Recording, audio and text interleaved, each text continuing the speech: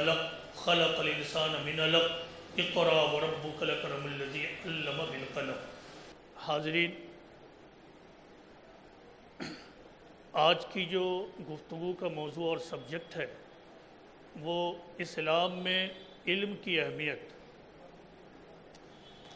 دیکھیے، جب آپ اس حوالے سے تاریخ کا مطالعہ کریں گے تو آپ پوری ہیومن ہسٹری کو 5 الگ حصوں میں تقسیم کر سکتے ہیں۔ ایک ہے حضرت آدم علیہ السلام سے لے کر فائنل پروفٹ محمد صلی اللہ علیہ وسلم تک کا دور، یہ ایک دور ہوا۔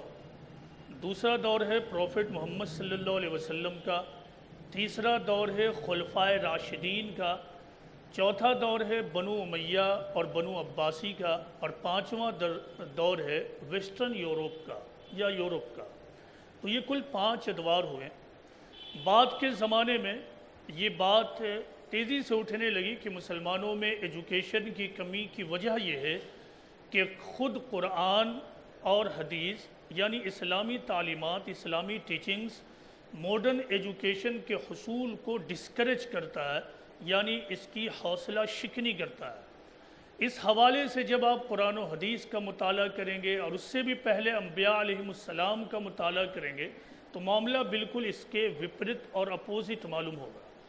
مثال کے طور پر جب ہم قرآن کو پڑھتے ہیں تو قرآن سے یہ بات معلوم ہوتی ہے کہ اس ارتھ پلانٹ کے اوپر پہلا انسان اور پہلا پیغمبر جو گزرا ہے وہ پروفٹ آدم علیہ السلام ہے۔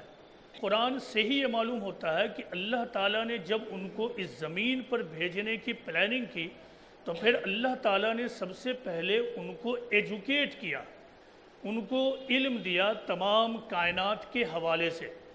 تو یہ سب سے بڑا کلو ہے کہ خدا کا اس دنیا کے بارے میں ایجوکیشن کے حوالے سے کیا اسکیم ہے، اور وہ اسکیم یہ ہے کہ انسان سب سے پہلے اپنے آپ کو باشعور بنائے، اپنے آپ کو ایجوکیٹ کرے، اپنے آپ کو تعلیم یافتہ بنائے، اس کے بعد ہی پھر وہ کسی دوسرے کام اور کاج میں لگائے۔ آدم علیہ السلام کے بعد سے لے کر ایک سلسلہ ہے، سینکڑوں سالوں کا ایک سلسلہ ہے، ایک کے بعد دوسرے پروفٹس آتے رہے۔ یہ ایک سرپرائزنگ بات ہے، آپ نے یہ نوٹس نہیں کیا ہوگا کہ ہر پروفٹ، قرآن یہ بتاتا ہے کہ ہر زمانے میں اور ہر علاقے میں کوئی نہ کوئی پروفٹ ضرور آیا، اور قرآن میں تقریباً 25 پروفٹس کا ذکر ہے، بقیہ ہمیں بائبل سے معلوم ہوتا ہے اور دوسری جگہوں سے۔ ایک حدیث ہے جو ضعیف حدیث ہے، اگرچہ وہ ضعیف حدیث ہے لیکن اس سے یہ کلو ملتا ہے کہ 1,24,000 پیغمبر اس دنیا میں آئے، لیکن یقین کے ساتھ کہنا مشکل ہے کہ پیغمبروں کی یقینی تعداد کیا تھی۔ لیکن یہ بات طے ہے کہ ہر زمانے میں خدا کا پیغمبر اور خدا کا رسول ہر زمانے اور ہر علاقے میں آیا۔ میں یہ عرض کر رہا تھا کہ ہر پروفٹ جو اللہ کی طرف سے آئے، تمام پروفٹ اللہ کی طرف سے اللہ کی ٹیچنگز کو لے کر آئے۔ کوئی بھی پروفٹ ایسا نہیں تھا جس کے ہاتھ میں اللہ تعالیٰ نے خنجر یا تلوار یا گن کو پکڑایا اور کہا کہ جاؤ انسانوں کے درمیان اور ان کو راہ راست پہ لاؤ۔ نہیں، اس کے بالکل وپریت اللہ تعالیٰ نے تمام پیغمبروں کو گائیڈنس دیا، ٹیچنگز دی کہ جاؤ لوگوں کو ایجوکیٹ کرو۔ تو یہ پچھلے پیغمبروں کی ایک تاریخ ہوئی اس حوالے سے۔ پھر فائنل پروفٹ محمد صلی اللہ علیہ وسلم کا زمانہ آتا ہے۔ پروفٹ محمد صلی اللہ علیہ وسلم کی بعثت ہوئی تو یہ دراصل اس بات کا بھی ایک طرح سے ہاربنگر تھا، الارم تھا کہ پروفٹ محمد کے بعد ایک نیا دور آنے والا ہے۔ وہ دور ہوگا سائنس اور ٹیکنالوجی کا دور۔ لہٰذا پیغمبر اسلام کو جب مبعوث کیا اللہ تعالیٰ نے اور آپ پر جب پہلی وحی اتاری گئی تو آپ کو اللہ تعالیٰ نے یہ کہا کہ اقرأ بسم ربک الذی خلق، یعنی پڑھ اپنے رب کے نام سے۔ اس طرح پروفٹ محمد کا مشن بھی یہی قرار پا گیا کہ ایک طرف تم خود پڑھو اور پھر جب تم پڑھ لو تو اس کے بعد لوگوں کو ایجوکیٹ کرو، لوگوں کو تعلیم یافتہ بناؤ۔ یہ سلسلہ وہاں سے چل پڑا۔ پیغمبر اسلام محمد صلی اللہ علیہ وسلم کی زندگی کا جب آپ اس حوالے سے مطالعہ کریں گے، اسٹڈی کریں گے، تو آپ پائیں گے کہ پیغمبر اسلام کی زندگی مختلف گہما گہمی میں انگیج ہے، عجیب افراتفری کا ماحول ہے، حتیٰ کہ مدینہ میں پہنچ کر کمپلیٹ جنگی ماحول ہو جاتا ہے، آفنس کا ماحول ہے، لیکن اس ماحول میں بھی پیغمبر اسلام نے اپنے لوگوں کو ایجوکیٹ کرنا نہیں بھولا، اور جب بھی جو موقع ملے ایجوکیٹ کرنے کا اور کمیونٹی آف مسلم کو ایجوکیشن کی راہ میں ڈالنے کا ایک سلسلہ آپ شروع کروا دیتے ہیں۔ اس کی بہترین اور بڑی مثال یہ ہے کہ اسلامی تاریخ کا ایک غزوہ وہ ہے جسے ہم غزوہ بدر کہتے ہیں۔ غزوہ بدر یہ پہلا غزوہ تھا جبکہ پیغمبر اسلام اور آپ کے مخالفین کے درمیان ٹکراؤ ہوا۔ اس ٹکراؤ کے بعد مخالفین میں سے 70 لوگ ایرسٹ ہو کر آ گئے مدینہ میں۔ اب جب ایرسٹ ہو کر آ گئے تو یہ بات ہونے لگی کہ ان کا جزیہ کیا قرار دیا جائے، یعنی ان پر کیا فائن لگایا جائے، ان کو قتل کر دیا جائے، چونکہ وہ جنگی مجرمین تھے اور جنگی مجرمین کی ایک ہی سزا تھی انٹرنیشنل لاء کے مطابق کہ ان کو قتل کیا جائے گا۔ تو اب کیا کیا جائے؟ پیغمبر اسلام نے اس وقت بھی پوری ہیومن ہسٹری کا ایک انوکھا ڈیسیزن دیا، ڈیفرنٹ اوپینینز کے درمیان پیغمبر اسلام نے کہا کہ ان 70 لوگوں کی ذمہ داری یہ قرار پائی کہ یہ 70 لوگ مدینہ کے 70 بچوں کو ایجوکیٹ کریں گے، تعلیم دیں گے، اور یہی ان کا جزیہ ہوگا۔ اب غور کیجئے، بعد کے زمانے میں مسلمانوں میں ایک غلط سوچ یہ پیدا ہوئی، اور یہ سوچ بھی مسلمانوں کو ماڈرن ایجوکیشن میں بڑھنے میں بہت بڑی رکاوٹ ثابت ہوئی، اور وہ یہ کہ یہ چیز ان کی طرف سے آ رہا ہے اور یہ چیز ان کی طرف سے آ رہا ہے۔ یہ چیز چونکہ انگلش اور انگلش والوں کی طرف سے آ رہا ہے لہٰذا ہم اس کو ایکسیپٹ نہیں کریں گے۔ ایک بڑا دور تو مسلمانوں کا اسی میں گزرا، لیکن پیغمبر اسلام نے دور اول ہی میں یہ ماڈل سیٹ کر دیا تھا۔ وہ ماڈل کیا تھا کہ ایجوکیشن حاصل کرنے میں کوئی ایکسکیوز نہیں لیا جائے گا۔ ایجوکیشن اگر مشرکین بھی دیں ان سے بھی حاصل کیا جائے گا، اگر وہ دشمن دے تو اس سے بھی حاصل کیا جائے گا۔ ایجوکیشن حاصل کرنے میں کوئی عذر اور کوئی بہانہ نہیں چلے گا۔ لہٰذا یہ جو بدر کے ایرسٹڈ لوگ تھے یہ کون تھے؟ ایک طرف وہ مشرکین تھے، دوسری طرف پیغمبر اسلام کے کٹر دشمن تھے، تیسری طرف یہ جنگی مجرمین تھے۔ غور کیجئے پروفٹ آف اسلام کے وزڈم کا اور پازیٹیو تھنکنگ کا کہ ایسے لوگوں کو بھی پیغمبر اسلام نے پازیٹیولی استعمال کر لیا اور ان کو کہا کہ تمہارا جو جزیہ ہوگا، تمہارے اوپر جو فائن ہوگا وہ یہ ہوگا کہ تم ان لوگوں کو یعنی مسلم چلڈرن کو تم ایجوکیٹ کرو گے۔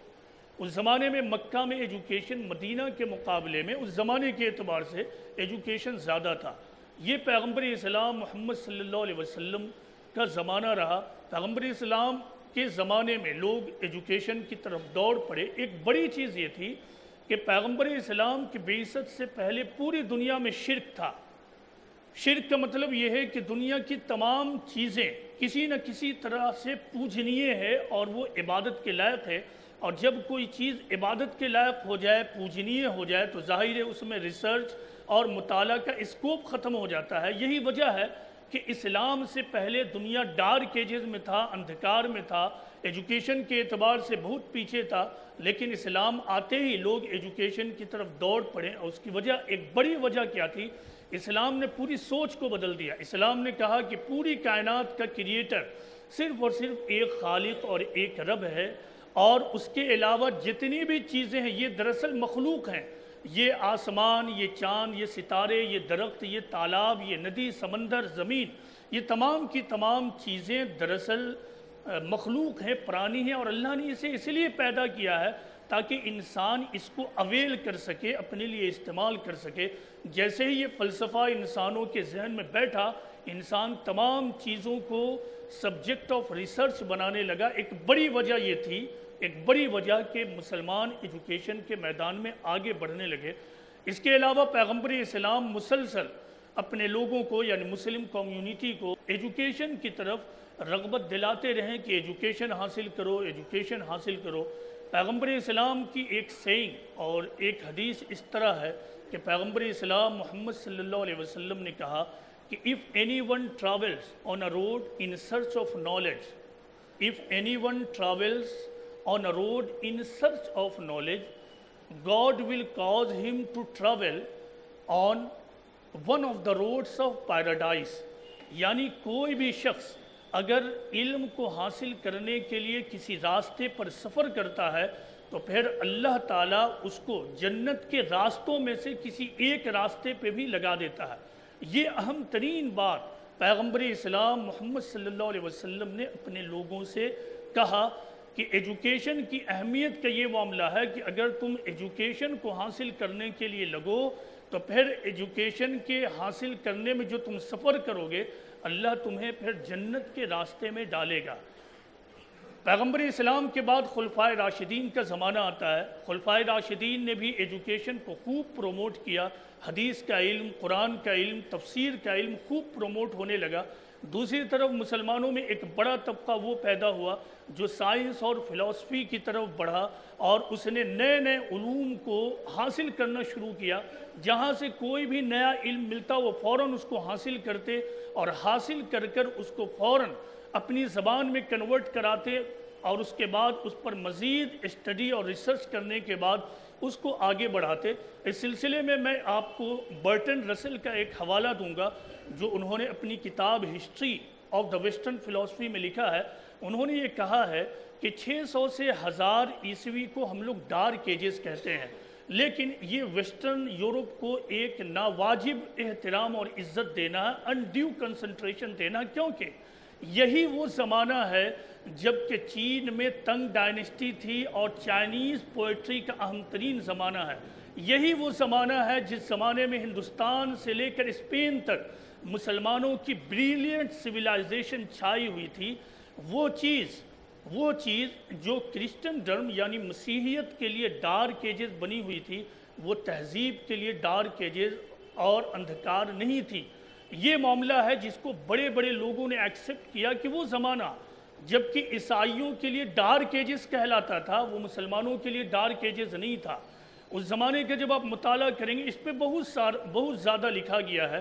مثال کے طور پر ایک کتاب ہے Cambridge university of Islamic history, اس کے دوسرے والیوم میں اسلام کی کنٹریبیوشن کا سائنس میں کیا ہے اور ویسٹرن لوگوں کو، ویسٹرن کنٹری کو اسلام نے کیا کنٹریبیوشن دیا، اس پر بڑی تفصیل سے مقالہ نگار نے لکھا ہے۔ اس کے بعد جو آخری لائن لکھا ہے وہ یہ لکھا ہے کہ مڈل ایجز میں جو ٹرینڈ تھا وہ ٹرینڈ تھا کمپلیٹلی مشرق سے مغرب تک علم کا بہاؤ، اور اس پورے پروسیس اور عمل میں اسلام ویسٹ کا یعنی مغرب کا ٹیچر بنا ہوا تھا۔ یہ ہے مسلمانوں کا ایک دور جس کو گولڈن ایج کہا جاتا ہے۔ گولڈن ایج عباسی دور تھا۔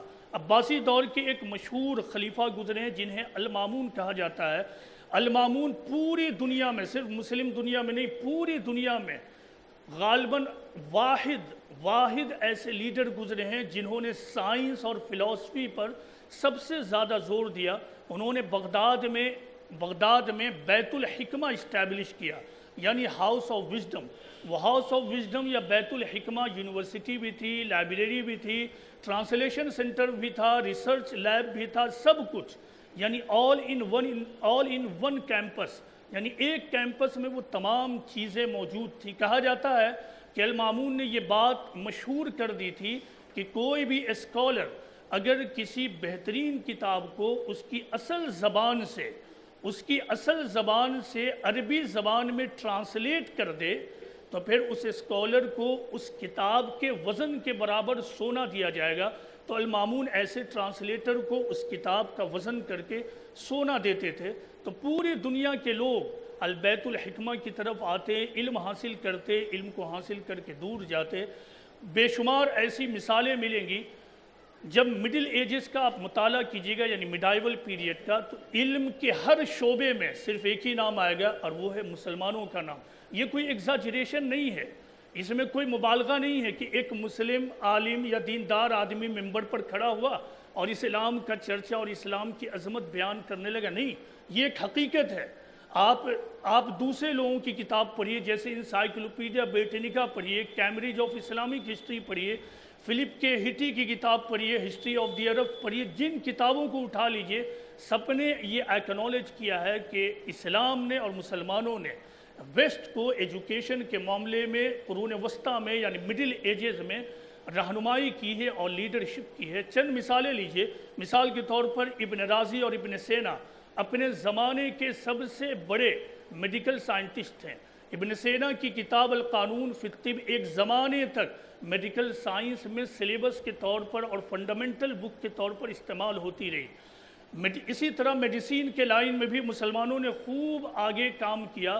لوگ انسائکلوپیڈیا بریٹینیکا میں لکھا ہے کہ آج بھی جو میڈیسین استعمال ہوتا ہے اس کی اوریجن جو ہے وہ عرب اوریجن ہے۔ ایک زمانہ تھا کہ کیمسٹری کا مطلب صرف یہ تھا کہ لوگ سمجھتے تھے کہ فلاسفر اسٹون کو ڈسکور کیا جائے، ایک ایسا اسٹون جو جس بھی میٹل سے سٹا دیا جائے اس کو گولڈ میں تبدیل کر دے گا۔ یہ مسلم ہیں یا اسلام کے ماننے والے جنہوں نے اوریجنلی کیمسٹری کو ڈیولپ کیا، میڈیسین کو ڈیولپ کیا، دنیا کو بتایا کہ حقیقتاً کیمسٹری کیا ہے۔ ورنہ اس زمانے میں تو کیمسٹری نام دراصل الکیمسٹ کا یا الکیمی کا تھا۔ اسی طرح ایسٹرونومی نام تھا ایسٹرولوجی کا، یعنی کوئی بھی علم اپنے اصل فارم میں موجود نہیں تھی۔ اسی طرح علم کا ایک بڑا شعبہ ہوتا ہے جسے جغرافی کہتے ہیں۔ اپنے زمانے کا سب سے بڑا جغرافر جو تھا وہ الادریسی گزرا تھا۔ سسلی کے کنگ روگر دوم کو ورلڈ میپ بنوانا تھا۔ جب اس نے جغرافر کو تلاش کروایا تو پوری دنیا سے جو سب سے ڈسٹنگوشڈ جغرافر ملا وہ الادریسی ملا۔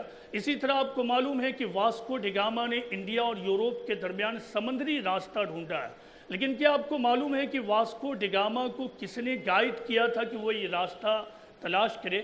کتابوں میں یہ لکھا ہے، ہسٹری کی کتابوں میں، کہ واسکو ڈی گاما جب پرتگال سے افریقہ آیا تو وہاں موزمبیق کے سلطان نے اسے دو مسلم پائلٹس دیے ہیں۔ ان میں سے ایک تو بھاگ گیا جب اس کو معلوم ہوا کہ یہ واسکو ڈی گاما کرسچن ہے، لیکن ایک احمد بن ماجد وہ ٹھہرا اور واسکو ڈی گاما کو رہنمائی کی، جس کا نتیجہ یہ ہوا کہ واسکو ڈی گاما نے وہ ڈسکوری کی جسے آج آپ واسکو ڈی گاما کی ڈسکوری کے نام سے جانتے ہیں۔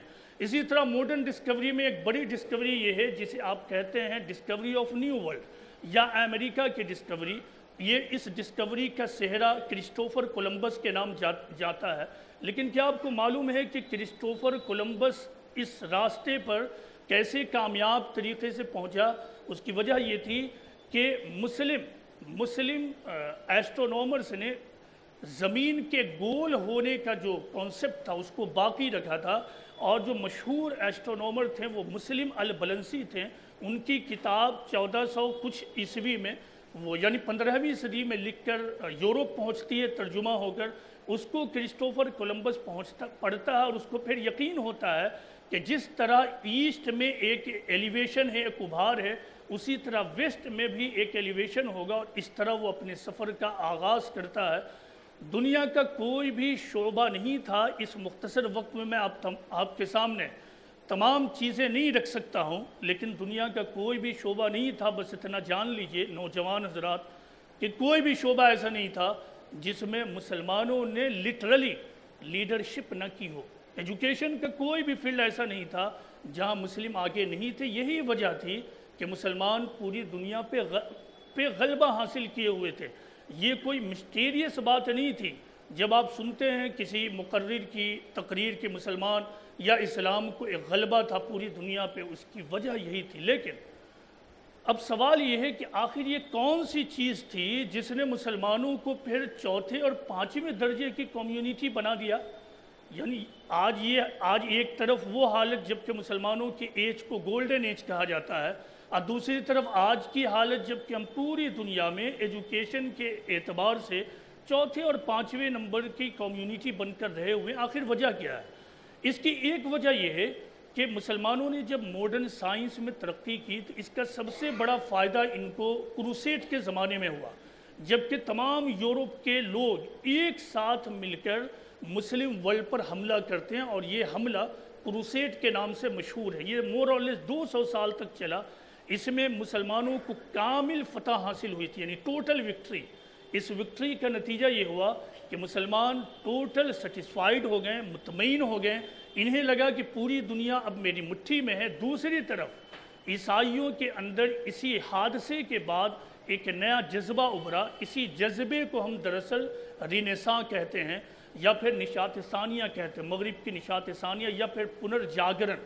اسی واقعے کے بعد وہاں پنرجاگرن پیدا ہوا، اور اسی واقعے کے بعد ہمارے اندر غفلت اور سونے کا دور شروع ہوا، کہ ہم نے سمجھا ہمارے پاس سب کچھ ہے، جو نئی ترقیاں ہو رہی تھی ایجوکیشن میں اور آگے بڑھانے کا جو ایک کلچر مسلمانوں میں تھا وہ ختم ہو کر رہ گیا۔ یہ چیز بڑھتے بڑھتے بڑھتے 19ویں صدی میں پہنچی، جبکہ آپ کے ہاں سے میدان پوری طرح نکل چکا تھا، چونکہ 16ویں صدی سے گیلیلیو اور نیوٹن وغیرہ نے دنیا کو بہت آگے ڈھکیلنا شروع کر دیا تھا، اور مسلم دنیا اپنی دنیا میں بالکل مست کہ میرے ہاتھ میں سب کچھ حاصل ہے۔ تو پھر یہیں سے ان کا زوال شروع ہو گیا۔ اس کے بعد دوسرا بڑا پرابلم یہ ہوا کہ جب پوری دنیا سے مسلمانوں کو ایجوکیشن میں بیکورڈنس دیکھنا پڑا، دوسری طرف انہیں سیاست میں بھی بیکورڈنس دیکھنا پڑا۔ وہ یہ کہ آپ کو معلوم ہے دنیا کے بڑے حصے میں مسلم حکومت قائم تھی، جسے ہم خلافت کہتے ہیں۔ یہ خلافت بھی 20ویں صدی میں پہنچ کر ختم ہو گیا کولونیلزم کے اثر میں، اور پھر فائنلی ڈیموکریسی آ گئی۔ اس چیز نے مسلمانوں کے اندر دنیا کی تمام قوم، خاص کر کے ویسٹرن لوگوں کے لیے نفرت بھر دیا، اور اب جب انگلش اور پھر سائنس پوری دنیا پہ غلبہ حاصل کرنے والا تھا، مسلمانوں کے درمیان یہ سوچ ابھر گئی کہ یہ تو دشمنوں کا علم ہے، یہ تو انگریزوں کا علم ہے، لہٰذا ہم اسے حاصل نہیں کریں گے۔ اسی غفلت میں 100 سال کا وقت بھی گزر گیا، اب جا کر مسلمانوں کے اندر شاید کچھ بیداری پیدا ہوئی ہے، اور مسلمان شاید ایجوکیشن کی راہ میں آگے بڑھے ہیں۔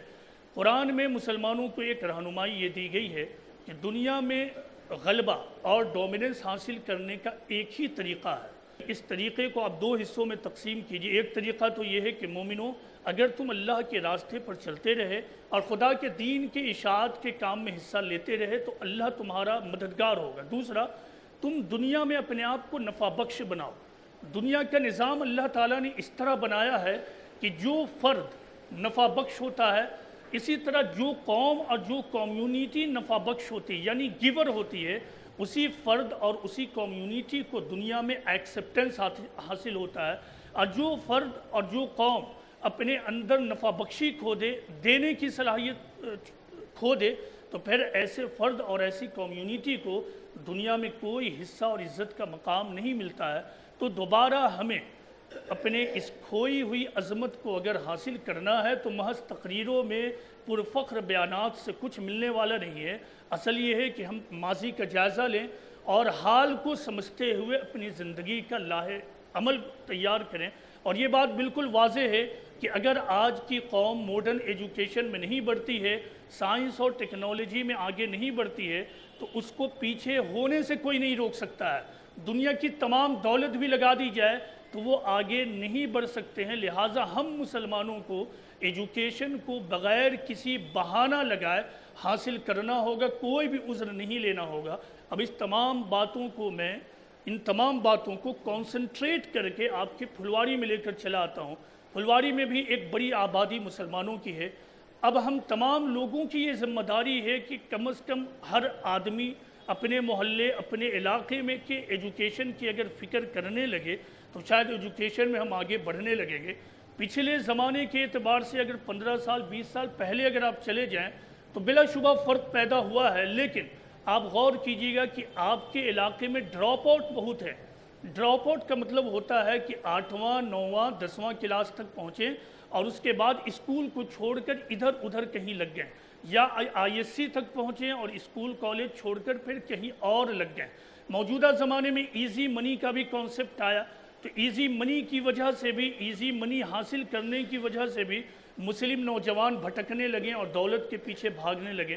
ان تمام چیزوں کو چھوڑ کر نوجوانوں کو یہ سمجھنا ہے کہ پہلی فرصت میں ہمیں اعلیٰ تعلیم یافتہ بننا ہے، اس کے بعد جائز ڈھنگ سے دولت کمانے کے جو بھی راستے ہیں ان میں کود پڑیے، پوری طرح اپنے آپ کو کھپا دیجئے، خوب دولت کمائیے، عیش بھی کیجئے اور دولت کو اللہ کی راہ میں بھی لگائیے۔ اور اگر یہ نہیں کرتے ہیں تو پھر تو زوال ہے۔ یہ تو ایک کام نوجوانوں کو خود سمجھنا، دوسرا ہم تمام لوگوں کی ذمہ داری ہے کہ اپنے محلے اور اپنے علاقے کے بچوں کو حوصلہ دیں، اور اگر ہو سکے تو ان کے ڈراپ آؤٹ ریٹ کو روکیں۔ میٹرک کر کے ہی علم کو انتہا سمجھ لینا، ISC کر کے ہی علم کو انتہا سمجھ لینا، یا سادہ طور سے گریجویشن کر کے سمجھ لینا ہم نے علم کی انتہا حاصل کر لی، تو ان چیزوں کو روکنا ہوگا، تب جا کے یہ ممکن ہوگا کہ ہم علم کے میدان میں آگے بڑھ سکے۔